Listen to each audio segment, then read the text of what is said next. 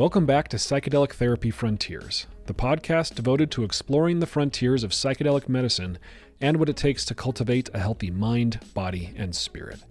I'm Dr. Steve Thayer, and today my co-host, Dr. Reid Robison, and I try to answer the question, can psychedelics help treat addiction? We discuss some of the exciting research being done on psychedelic therapies for addiction, like psilocybin-assisted therapy for nicotine and alcohol use disorders, or ibogaine for opiate use disorder. We also explore the factors that contribute to and perpetuate addiction, and how the perspective-granting power of a psychedelic experience might be uniquely helpful for someone seeking to break free from an addictive relationship to a substance or behavior pattern. If any of you are listening and are looking for a good training and education program pursuant to becoming a psychedelic therapist, check out Numinus' programs. You can click on the link in the show notes or go directly to numinus.com/our-training-selection. And you can use the code PTF10 for 10% off of selected trainings. If you'd like to support the show, you can do so by subscribing to the show, leaving us a review in a place like Apple Podcasts or Spotify, and then you can share the episode with somebody that you think might benefit. Please enjoy today's episode on addiction. How you doing, Reid? Welcome back to Psychedelic Therapy Frontiers. Pretty good. Happy 4th of July tomorrow. We're recording this on the 3rd, squeezing it in before we enjoy the festivities.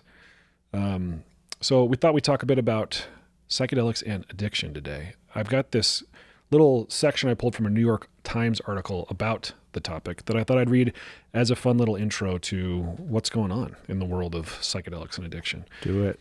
So from this New York Times article, take Amy Jamison, who several years ago wanted to kick her cigarette habit before her 50th birthday. Statistically speaking, Miss Jamison's chance of success wasn't great.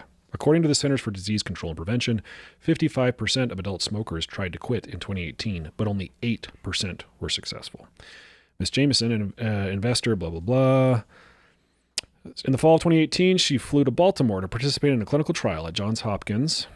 When she had to abstain from nicotine for a day before a brain scan, she could barely sleep and called it, quote, the most hellish 24 hours I've experienced. So, speaking to how difficult it can be to quit nicotine. After 3 talk therapy sessions at the Hopkins Clinic, she was given a single pill containing 30 milligrams of psilocybin, a relatively high dose. 30 milligrams, roughly equating to 3 dried grams of mushrooms, depending on the strain. 3+. Yeah. After swallowing the pill, she put on an eye mask, lay on a couch, and went on a psychedelic trip with 2 therapists nearby for the next 5 hours. When her trip ended, she sat up and looked at the therapist and said, "Now I understand why I smoked." She then said, "And I don't need to do that anymore." Wow. Interesting. Yeah. And I think that study, I think you looked it up. The majority of participants were able to remain abstinent up to a year later, I think. Yeah. So the smoking cessation study at Hopkins, the big one that I believe is ongoing, is the first government-funded psychedelic study of this modern renaissance. But there was a pilot study that Matt Johnson did at Hopkins where they showed 10 out of 15 people quit smoking after a single dose of psilocybin for at least 1 year. And did they do, I forget it, did they do a comparison group with like Chantix and other medicines, or was it just a placebo group? Or? I think this was, and I could be wrong. My assumption is that it's a small open label pilot because the quit rate is known on things. Like I prescribe more nicotine patches than I could ever count. Like everyone coming into a treatment center, for example. And those things, of course, don't get at the core. Like, you're swapping behaviors, and that there's a lot to be said about that strategy when there's something with a known, carcinogen effect, right, for example. Yeah, not getting at the core, I think, is an interesting topic to explore when we're talking about psychedelic-assisted treatment or therapy for substance use disorders. Because a lot of research still needs to be done, of course. But some of the theories would suggest that the reasons people get addicted to things, either chemicals or behaviors or experiences, has maybe less to do with the chemical hook, and then that varies depending on the chemical we're talking about, and more to do with what might be at the core, a certain degree of suffering that they're trying to address by engaging in the addictive behavior. Yeah. Maybe we can back up and look at it from a bird's eye view of what's going on, just because addiction is essentially normal human learning process has gone bad, right? In the face of a trigger, which might be a stress, we engage in a behavior to provide some temporary relief, and then that gets reinforced and tends to reoccur. So pretty soon we don't even know we're bringing the cigarette to our mouth, but all that is going on underneath the surface. And therefore these approaches that bring in a light of awareness, psychedelics, mindfulness, both together, become quite powerful, because you start to see the patterns, and that's a prerequisite, in my opinion, for being able to change them. Right. Okay. So being able to see the patterns, and psychedelics are pretty good for the most part at helping people see patterns from this mindfulness, default mode down-regulated, perspective. Like this person cited in this article describes, she understood why she was smoking at a sort of a deep felt sense level. And that insight at that level helped her make the durable decision to stop. And she had probably, I'm guessing, tried to quit many times before, if it didn't mention that, which is such a common phenomenon. And another point to make is, if someone says, I want to change, they're probably telling the truth. But then they keep doing it, and people get confused. But behaviors are automatized, right? And if they're outside of the awareness, we bring them into our awareness, but that doesn't guarantee change, right? There's also a pattern disruption phenomenon in psychedelics that we can chat about. But while you need that awareness, because you're definitely not doing anything without, there's still what you do with the awareness to get towards full recovery. Yeah. Speaking more broadly about therapy generally, I think awareness is often a trailhead. It's not the end of the trail. I remember studying Gestalt therapy in graduate school. And a critique of at least the sort of Fritz Perls approach was that it was a good process at generating awareness, but there wasn't much more after that. Like, well, what do I do next? And so, so a trailhead, and probably one of the greatest change agents, awareness. I mean, absolutely need it, but there, once you're self-aware, doesn't mean these deeply ingrained patterns, they still might be outside of your self-control. Right. Yeah, that's a good point. So awareness being necessary, not sufficient for change in most cases. Yeah, and what happens in addiction is kind of unfortunate, because the more a person gets deeper in this deeply ingrained maladaptive pattern, the more the brain, because with this dopamine spike phenomenon, the more the brain gets like hypersensitive to pain, stress. And the more you lose the natural reward from the natural healthy objects around you. And so it becomes this almost perfect storm of misery and stuckness, where you've got your automatic habit, you lose your ability to regulate negative emotions, and you can't experience natural healthy reward in the same way as before. And that's where it can feel like a stuckness. Yeah. And it's often what drives relapse, right? Because when you're in that trough, that dopamine trough that you're describing, it feels a lot worse than pre-addiction levels of, feeling unwell. So it makes sense that it would drive a person back to this usually simple habit of, in the case of smoking, just, lighting something up or hitting a vape or whatever, to feel better. So it's, I don't know, drug addicts, so-called drug addicts, have been demonized historically, certainly by the war on drugs. And it's inappropriate given what we understand about what happens to a person's mind, their brain, their soul, when they're hooked by a substance like this, by a process like this. Yeah, it's really tragic that in our country and many countries, not all, thankfully, there are more resources spent on criminalizing and punishing than helping people with their addictions. Yeah, I read somewhere that that since its inception in the 70s, the quote war, the so-called war on drugs, that they've spent over $1 trillion propagating this war, this campaign. Whoa. And I don't imagine that a lot of that money went to rehabilitation and treatment. Yeah, it's so true. But thankfully, we're starting to see little glimmers of hope here and there. Like, did you notice the news about Kentucky a few weeks ago? The state of Kentucky dedicated $42 million to fund psychedelic research focused on addiction. Oh, wow. Yeah, which is pretty awesome. That's exciting. But yeah, at the MAPS conference a week or two ago in Denver, I got a couple of these stickers that said, "The war on drugs is the war on us." Yeah, it certainly feels that way. Especially when, like, we talked a bit about Carl Hart in our last podcast, reflecting on his speech at the conference, and the war on it doesn't feel like it's what did Nixon call it? Public enemy number one. Yep. Right. That drug addiction is public enemy number one, and I think what it ended up being is the enemy became the addicts. The people who were who fell into these traps. Yeah, and it became kind of a misused tool or misdirected a tool for kind of racism, for certain political agendas. Really unfortunate, and the U.S. has a crazy history with drugs. Like, look at the attempted prohibition of alcohol. Yeah, it's wild. But on the flip side, some other good news is that the U.S. is actually leading the world in reforming marijuana policies.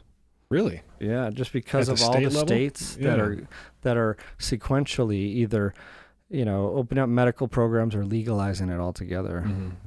Yeah, you have your finger on the pulse of this more than I do, and I mean, a lot of us wonder if something like cannabis is going to be federally legalized like it is in other countries anytime soon. Who knows? I don't want to wade too deep into political waters because I don't feel qualified to have an intelligent discussion about it. But it's discouraging when you look at, is it Portugal that legalized all drugs at one point? Yeah, so no one goes to jail in Portugal for possessing drugs, and the government has invested a lot in recovery. And certainly divested from the war on drugs. And so Denver decriminalized, was it all plant medicines or psychedelics? Yeah. I wish I had these in my notes. Because it was kind of funny to see at the Psychedelic Science Conference, like booths selling things, or people out front. There was a dude with a bag of like mushroom chocolates, and the cops were 10 yards away from him, and they didn't care. Wow. Yeah. Interesting stuff. So lots of promise in the research. I just did a cursory Google Scholar search and found a couple of studies. But what are we excited about here, Reid, with psychedelic-assisted therapy as a potential treatment for substance use disorders? Well, we talked about this a little bit on our last episode. The ibogaine documentary I saw at the MAPS conference, Of Night and Light, by Lucy Walker. And I think we were talking a bit about Howard Latzoff, but I'm intrigued, I always have been intrigued by ibogaine and its potential for addiction, because it's just so unique in what it does. Both the awareness of patterns, the pattern disruption and neuroplasticity, but also ibogaine has this really unique ability to kick the withdrawals out of you. I don't know how. I don't know why. As many ibogaine papers as I've read, I've never hands-on studied the stuff, but I do want to bring it here to Utah for some addiction studies when the timing's right. But it's fascinating and showing a lot of promise. I think the summary out of this documentary, and it's probably pretty close to what you get from a lit review, is maybe 60+% of people have success in staying clean for months on end after an ibogaine experience. Yeah, it's pretty impressive. There's a 2022 lit review of available research on ibogaine that I found, over 700 case reports and studies. They said that most of them weren't like rigorously designed, placebo-controlled trials. A lot of them are case reports, but coming to that same conclusion. Cool. Ibogaine's interesting too, because it's one of those psychedelics that's different at different dosages, right? Like at lower doses, it's a stimulant, it's an aphrodisiac, and then at these higher doses, it's something very, very different. Yeah. So other psychedelics for addiction research going on. We talked about smoking cessation with psilocybin. There's psilocybin for alcohol use that's been in the news and promising. Back in the 50s, 60s, there was the LSD for alcoholism. And in the last year or two, there was a review article or meta-analysis that looked back at those and said that LSD therapy for alcoholism was estimated to be about 4 times as good as treatment as usual, which is taking like acamprosate, a pill that will make you nauseous if you drink. Zyban, is that what Zyban is? No, that's a smoking cessation one. This is Camprol, it would be the brand name. There are other strategies like naltrexone, either by pill or injection that people do to block cravings. But this one is more of an aversion technique, the one that was the main gold standard and comparator of the LSD paper. 4 times, huh? Yeah. And back then, was it LSD-assisted psychotherapy, or was it sort of monitored trips? Yeah, it was done with attention to set and setting, but it's interesting, the origin of it.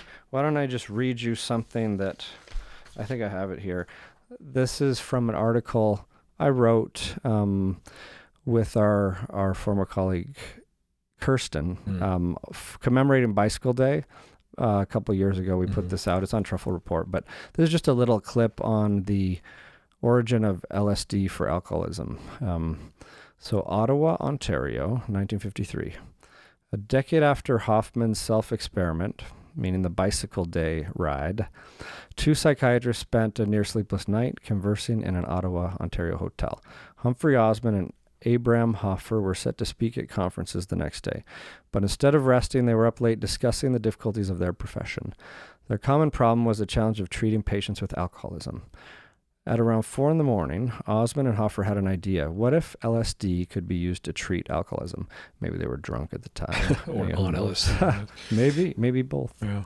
At first, the 2 friends laughed at themselves. That's absurd. LSD makes you delirious, and so does severe alcohol withdrawal. It's called delirium tremens. Why would we do that? But then the pair of psychiatrists stopped laughing at the idea that lingered, thinking there was something there. From their previous work, Osmond and Hoffer noticed that when alcoholism patients hit rock bottom, they'd go through delirium tremens, a catalyzing experience that, while physically painful, often brought them to a place of well-being, a place of willingness to give up their drinking habits. Could LSD replicate the experience of delirium tremens? Osmond and Hoffer wondered. As they continued to converse, the psychiatrist's idea seemed less and less absurd. What if they purposefully occasioned a difficult but transformative experience in their clients simply by giving them a medicine like LSD? Thus, a hypothesis began to emerge. And do I have it right that like Bill Wilson, the founder of AA, was involved in psychedelic, at least in LSD research, or at least was a fan of the idea of LSD to occasion that sort of dark night of the soul that would then lead to the willingness to quit for good? He credits his sobriety in large part to a mystical experience on LSD. He had a couple experiences that I know of, but when he tried to bring it into the curriculum, bring it to the board, it was absolutely shot down, and he eventually left that board of the organization he founded because there just was not openness to it at that time in that group. And AA has been very important for people. Like I admire the community and the peer mentorship and everything in that program, and think it's saved countless lives. And understandably, in that time and place, and a boardroom is the stereotypical place to get your psychedelic ideas shot down. Yeah, where psychedelic ideas go to die. Yeah, the boardroom. Your standard boardroom. Yeah. Except our boardroom. That's true. and many other boardrooms actually now. MAPS boardroom. Yeah. Well, that's interesting. Yeah, the willingness variable is really, really fascinating to me, because like we started talking about, people who are in the throes of addiction want to stop. Right? Yeah. And they'll make several attempts to quit. like you were describing earlier, there's lots of reasons why it can be so difficult. But willingness, I would imagine, is often there until the pain gets so bad, both physical and psychological pain, that you return to your substance to get rid of the withdrawals, both physical and psychological. Yeah. Those stages of change are important to keep in mind. You've got to at least get to those beginning stages of some basic self-awareness and the desire to change, and then you're going to need help, most likely, because by definition, addictive patterns get deeper ingrained than our self-control can just nip them in the bud. Right. But I am a fan, just on this topic of readiness for change, a fan of drawing from motivational interviewing along the way to help people get there. And there are even some manualized approaches to helping people with alcohol, smoking cessation that I think pair well with psychedelics too. Because just to give you an example, here are a couple MI-based questions. To start a collaborative conversation, you could do this with your client, your loved one. What are your goals for life, and how does your substance use fit in with these goals? What are some of the things you value most in your life, and how does your substance use affect those things? What are some of the positive changes you've experienced when you've been able to stop using substances?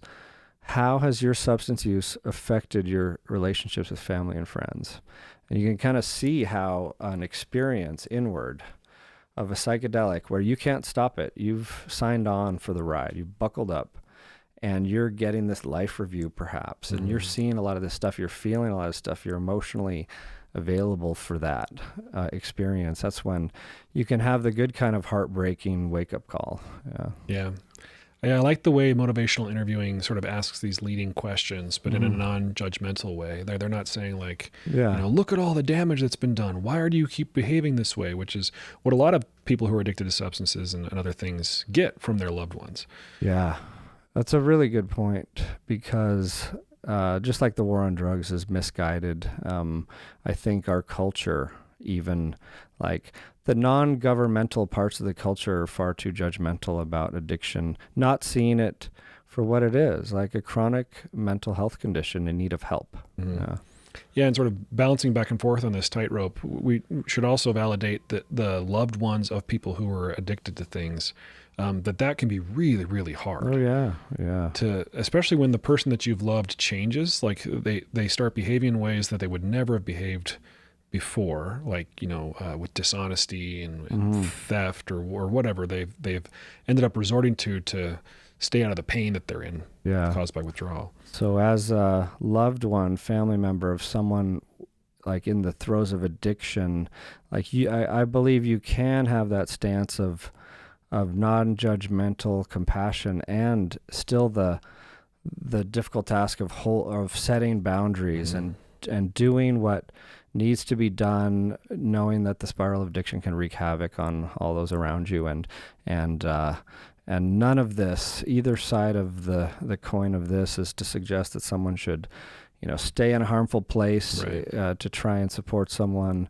and we do need better and better resources for all involved. Yeah, for all involved, and I'm circling back now to your statement about AA being helpful in part because of peer support. Yeah. It reminds me of, is it Johann Hari? I always forget the person who wrote Lost Connections. Yeah. Talking about, drawing attention to the fact that a lot of what drives addiction is suffering. And a lot of that suffering is suffering because we are disconnected, because we are alone. And that people tend to, they tend not to get hooked by addictions when they are loved and supported and generally mentally healthy and well-resourced economically and socially, all those things. Yeah. And if people are addicted, their outcomes tend to be better if they have those variables in place. If we're alone and under-resourced, it can be really, really hard to kick something like this. Yeah, there is nothing like the presence of a supportive other to give you the energy and like extra dose of of sustenance to surf to the other side of a craving, right? Like just being seen and having some purpose in those connections goes so far. Yeah.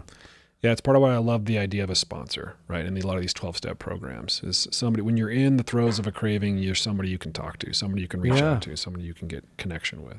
Yeah. And it's interesting to look at all this from like a Buddhist lens as well, because this is like a couple thousand years ago, this idea, I think they call dependent origination or something in Buddhism, but it's like a cue, a stimulus comes into your mind. It's interpreted inside us as pleasant or unpleasant.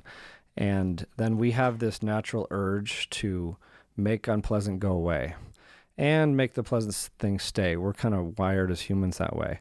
But in a Buddhist lens, they call that like the birth of self, lower us self maybe, or self-identity, where we start to get identified with our actions, and then these actions get reinforced, perpetuated, like we know from kind of Buddhist wisdom and psychology, the study of human behavior. And this all happens initially in ignorance because we aren't seeing the world clearly. Like, whether you're young or growing up or in the throes of it and haven't seen it yet, or because you're just caught up behind the veil of this illusion. We might call it a subjective bias, because we're just learning to behave based on the response to previous actions. But I guess the Buddhists have this other kind of way out, is to cut through the veil of that illusion that is at the root of the suffering. Yeah, is that related to the Buddhist notion of just attachments being the root of suffering, attachment to desire? And aversions, like avoiding uncomfortable things. Whether it's a Buddhist approach or a yogic approach, the philosophies, have these lists of traps that the human condition has, and systematic ways out of it using like contemplative practices. Right. Yeah. Which psychedelics can, in my opinion, accelerate. Yeah, and I don't know, I guess just to zoom out again, I don't know that the research we have right now shows us really, really clearly what the mechanisms of action are, whether they're psychological mechanisms of action or neurological, that make psychedelics potentially a really good treatment for addiction. So Reid and I are doing some speculation, and so I'm just sort of philosophizing here. The data are promising in the terms of outcomes, but we don't necessarily know why. Yeah. I think we're just drawing on these theories. You got B.F. Skinner's ideas from the 50s. You got what we know about positive and negative reinforcement, and then what we know about specific substances, right? Like, we know the relative rates of addiction of a given substance, and it's not 100%. It depends a lot, like you were talking about, on what's going on in one's life and the supports that surround us. And the co-occurring conditions like mood episodes, etc.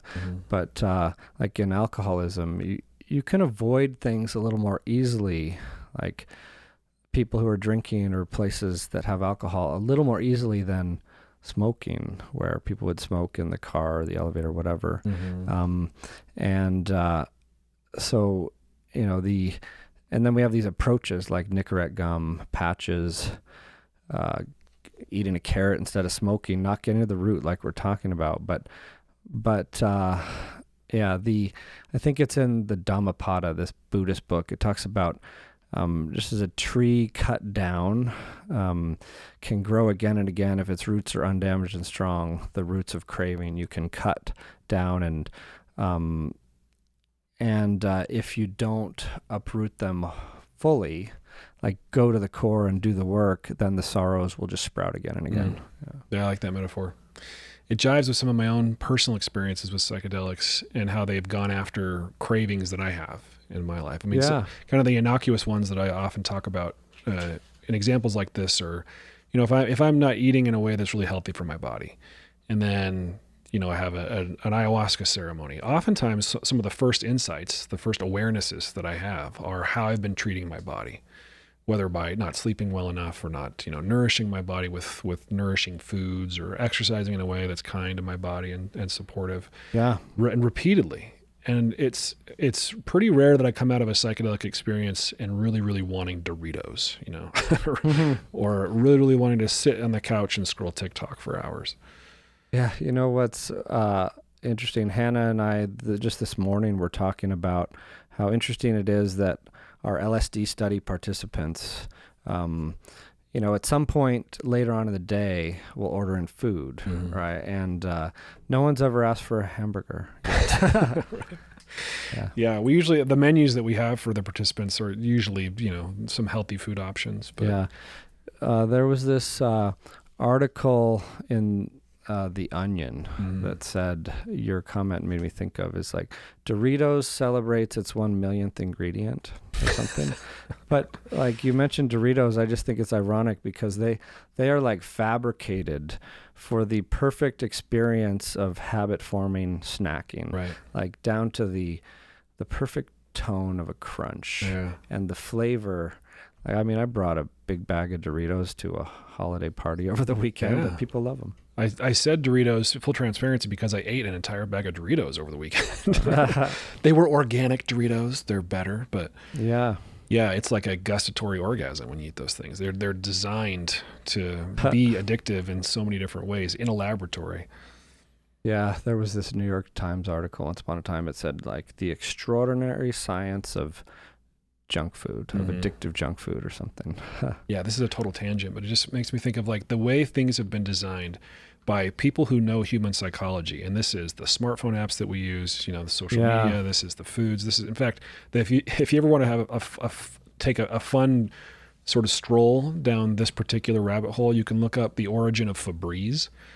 And Febreze was going to be a failed product until they were like, I forget, the ad campaign was something about use Febreze at the end of your cleaning, like as a sort of a cherry on the top of the end of your cleaning. And it sort of, through the Skinnerian learning channels, was conditioning people to associate the smell, which out of context, I think the smell of Febreze is gross, but to associate the smell with cleanliness.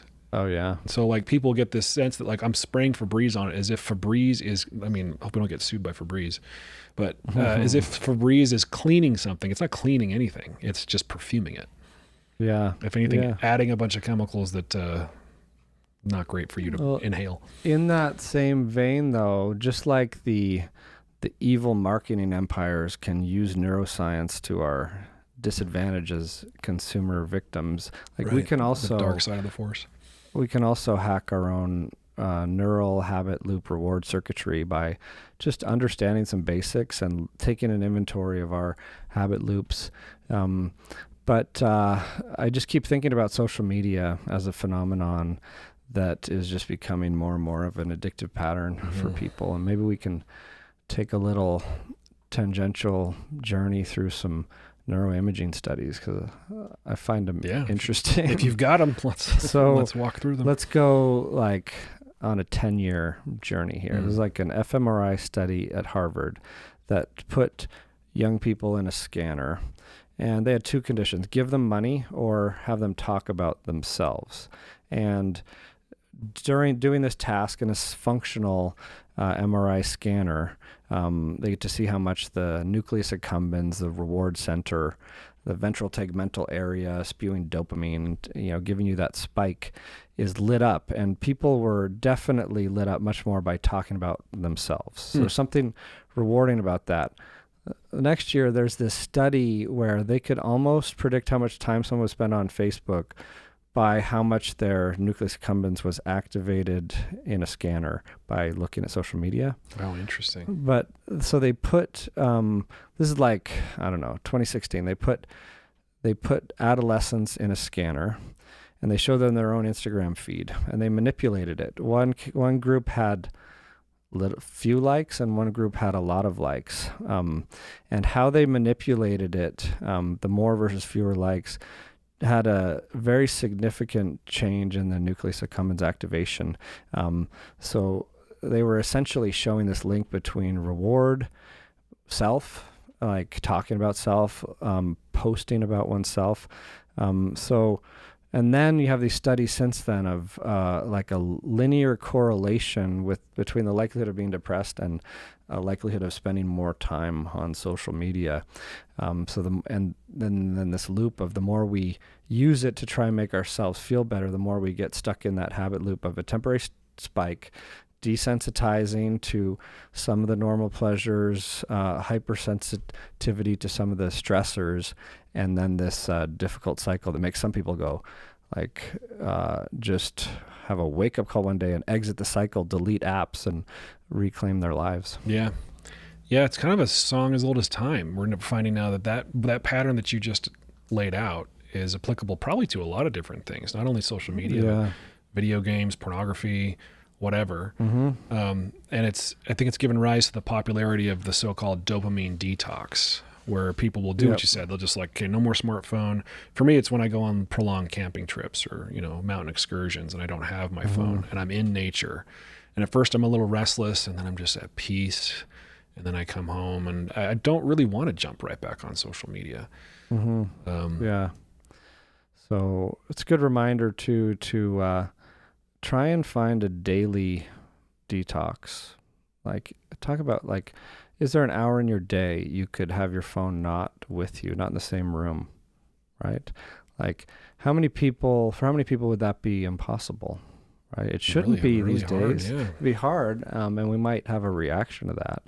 But I don't know, it's just something I found really useful because it does have a magnetic pull that's often beneath this level of our conscious awareness. Right. Yeah. Right.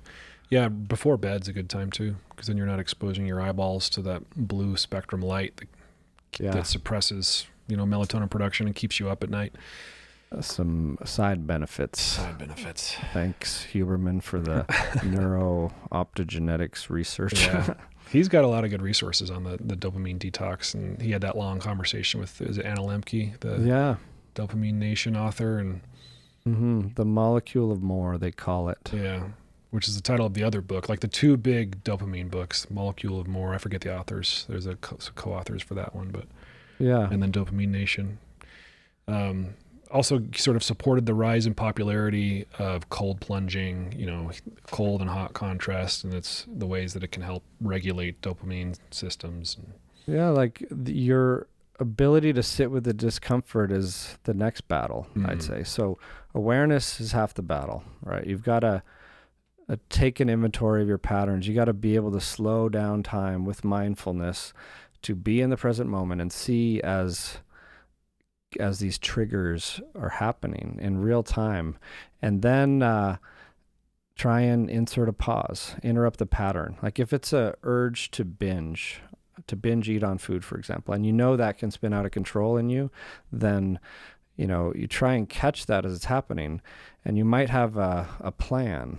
I'm going to set a timer for 30 minutes. And agree to myself that I'm not gonna eat a thing until I try 1, 2, 3, 4. But that brings up the next battle: is what are the tools you have to sit with the discomfort? What skills and confidence can you build? If you're curious about more details on this, we have a couple episodes in our archive about habits, habit formation, habit breaking. But I don't know, what are some of your favorite tools to that end to help manage craving and sit with discomfort? Yeah. And, the breath, it sounds cliche, but I think I'm just biased from having spent countless hours over many years on a yoga mat, practicing some of these things, getting into weird positions where your nervous system is activated because your butt is in the sky and your head's on the ground and you're twisted up a little bit. And then that's even a prescription for anxiety in India, a pose like that, because you're training the nervous system to get into some discomfort. And then you're bringing on that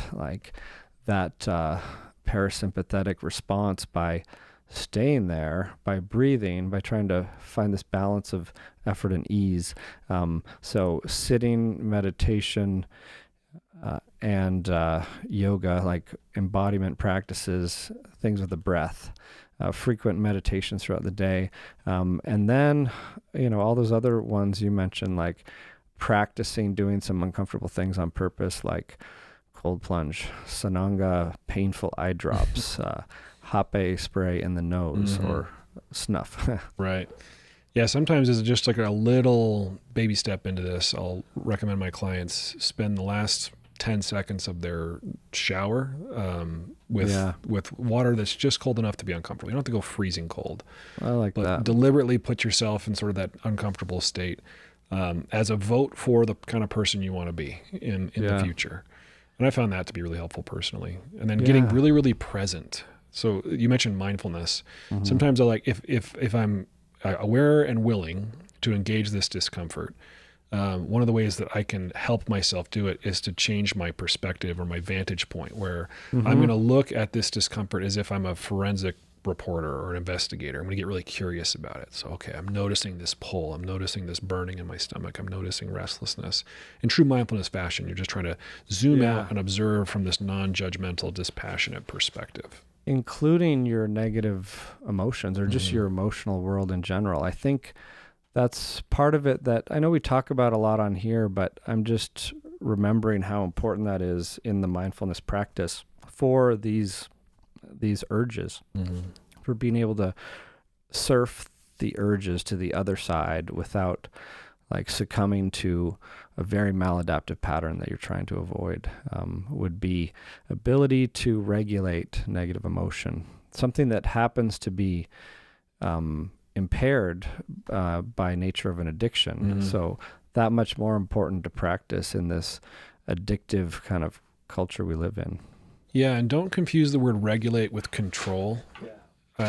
Some people will come out of therapy or they'll make some assumptions about the kind of thing we're talking about to mean that we should be in control of our emotions. I had a client say once that he never wants to feel angry again. And so we had to have a conversation about the nature of anger. And that I get what he's saying, that the way anger has manifested in his life, he doesn't want to respond to anger in the way that he's responded in the past. But to regulate emotions does not mean to never experience certain emotions or completely control them. Yeah. No, that's a really good point, because we do talk a lot about that surrender. You essentially, to regulate them means to, surrender to the rise and fall of them. Let them pass without chasing them with a baseball bat, trying to swat them away or squash them. Or react to their emergence in a way that's different. I mean, that part maybe you can control. So if I feel the rise of anger in my body triggered by something one of my kids says, I then have a choice to make. And sometimes it doesn't feel like a choice. A lot of people will say I just sort of explode or I just react. Well, one of the purposes of doing psychedelic work around this or doing meditative work is to create enough awareness to create some space between stimulus and response so that you can then make a choice. You still feel it. I still clench my fists and I feel the flush in my face. I get angry. But if I'm doing this work, then I'm much more capable, it's not 100%, but much more capable of breathing and then being able to choose to behave in a way that's consistent with my values, with the kind of person I want to be. Yeah. So, I had a thought and now it's disintegrated. I have that effect on people. Yep. When I'm rambling, I disintegrated your thought. Well, good, because I'm being present. So present with nothing to say now. Yep. We'll just have a moment of silence on the pod while Reid and I are extremely present to our empty minds. Okay. So on top of this mindfulness, we start to layer on techniques. We're talking about tools, practices for sitting with discomfort.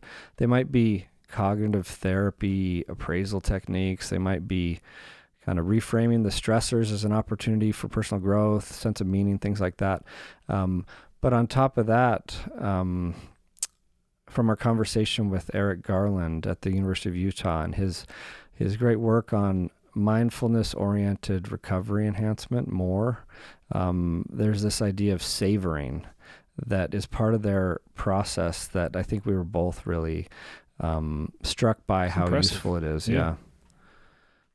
Yeah. So it makes more of this really unique approach because they, as part of the program, focus mindful attention on what is pleasant and beautiful in life, like everyday experiences, so you can reclaim what was lost, like your dopamine spike, your positive reinforcement from the normal healthy things around you, like food, or in his example, he brings in a bouquet of roses, and they'll touch the petals, they'll see how it feels in their fingertips, open their eyes, just stare at it, smell it, things like that. Mm-hmm. Yeah, I love this idea of savoring being a tool to recuperate a burned out dopamine system, right? It makes sense from a phenomenologically psychological perspective, but also I imagine from this neurological perspective of just gently reintroducing normative stimuli for your dopamine system. Yeah, and he's having them oscillate between the inner feelers and the outer feelers. Like, how does it feel as you touch it, as you look at it, smell it, and what emotions are coming up inside? And an interesting thing starts to happen when you do that. Try doing that on a psychedelic journey, right? Yeah. Like, I mean, I still have a rose given to me from an ayahuasca ceremony in a far off land that's dried up and sitting on my home little mini altar, right? Cool. Yeah, but an interesting thing happens. You can almost start to touch into this sense of oneness, closeness, connectedness with the object, but there's something beyond that. Like Ram Dass says, you love a tree, you love a cat, you love that which you love, and you keep expanding it until eventually you touch into the source. And I think that sense of oneness with the object they're savoring is really replenishing of that sense of oneness you can get with life and others. Yeah. Oneness and complete presence. And, by one interpretation, an addiction is an addiction to getting away from how you feel in the present moment, because it's like we were talking about before, it's suffering. So these tools that you're describing that are a part of MORE and other sort of mindfulness oriented approaches are about a lot of things, but one of the things that they're about is reconnecting with what is now. Mm-hmm. Yeah. So you can see how this can then be, all of these things we're talking about can be useful for these everyday patterns. Like, it's not about, addiction isn't just about substance use disorders, right?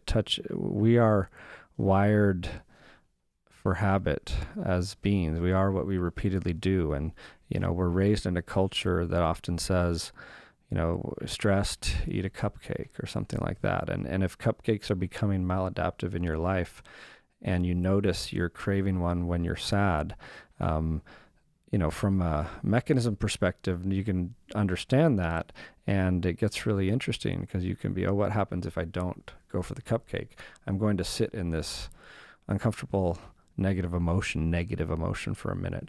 But then emotions do rise and fall, especially as you surrender to them and let them move. And they also give you information about how to navigate life. So you've got this wisdom from inside. You've got some skills and confidence from sitting with it, little victories that go a long way, because all of a sudden, and there's research to back this, like if you think you can overcome an urge, or you think you have the confidence, you're much more likely to actually do it because you're not coming from a hopeless place to that fight. Yeah.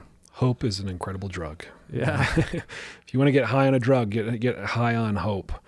But you're right. It's good empirical. I mean, it's intuitive, right? But there's also lots of empirical data that suggests that when people feel encouraged and they feel like they can do it, they will put forth a lot more effort, among other things. Yeah. Well, what else shall we say about addiction and psychedelics? Well, I think as we wrap up, just speaking generally about psychedelics, I think in addition to the things we've talked about, why we think a psychedelic experience might be helpful for somebody who's addicted. People often rate psychedelic experiences as in the top, 5 or number 1 most meaningful experiences of their lives. And there's a lot of reasons why it feels meaningful. One of them is, you mentioned oneness before. It's like a connection to a greater perspective, or for some folks, it's a connection to the divine, or a rejoining with the universe. And there's a kind of perspective that is granted to a person when they've had an experience like this that is very powerful and very unique, right? You only see it in people who have had near-death experiences or psychedelic experiences like I'm discussing, or profound religious experiences, but a connection to something that is greater than yourself. And substance use disorders or addictions to certain behaviors that are destructive often shrink a person down to just themselves. And it's part of why being in a relationship with someone like this can be very difficult, because they can behave and appear very, very self-absorbed and very selfish because they're in so much pain. So my hypothesis is that that's one of the mechanisms of change, one of the mechanisms of action in a psychedelic experience. It's this grand perspective granting experience that then enables willingness. It enables these durable changes, whereas, simple behavior therapy might not. It feels more brute force compared to something like that. I agree. I think that's a great, big, important point to land on. And something I think Carl Jung even said back in his day, if only he could occasion a spiritual experience for people in the throes of addiction. And I feel the same way working with clients. If there's one thing I could wish, would be that experience of transcending the ordinary and connecting to something greater than yourself to be able to pull you out. The most powerful thing I've seen in action, and we see it in these cases like Bill Wilson, AA, that was his experience. The AA curriculum, have a God experience. I was just presenting on eating disorders and psychedelics. There's a case report from the 50s of a woman with anorexia, very deeply ingrained maladaptive pattern, who had a couple psilocybin experiences, and it was the choir of angels kind of experiences that were the most helpful in pulling her from that pattern. And I think it's a really important point. And I'll just add an Alan Watts quote, a little really basic one that sums it up nicely. He says, "Ego, the self which he has believed himself to be, is nothing but a pattern of habits." And so if we can tone that down, we still need some ego to function, right? Tone it down so it's not the driver, and get that capital S self in the driver's seat, then we can start to reclaim our behavior patterns. Yeah, it gives you options. It gives you agency. Yeah. And to a person who's addicted, agency feels like a far reach. So to be able to provide them a profound, transcendent experience where agency is returned to them is priceless. So I'm hopeful that the research will continue, and then we'll get to use these medicines in clinic on the reg and help a lot of people. Yep, the train has left the station. Studies are underway. So, exciting times, Steve. Exciting times. Well, thanks, Reid. Thank you. Talk to you soon. Psychedelic Therapy Frontiers is brought to you by Numinus, a mental wellness company committed to tackling the global mental health crisis by delivering best-in-class psychedelic-assisted therapies, contributing to the body of primary and clinical psychedelic research, and fostering healing through community connection and social responsibility. You can learn more about Numinus at numinus.com. That's Numinus.com. If you enjoyed the show today and you want to support us, here's how you do it. Rate and review the show on platforms like Apple Podcasts and Spotify. Subscribe to the Numinus YouTube channel, like the videos, and share it. Share the show or clips of the show with someone that you think will enjoy it. The content of this podcast does not constitute medical advice or mental health treatment. Consult with a medical or mental health professional if you believe you are in need of mental health treatment.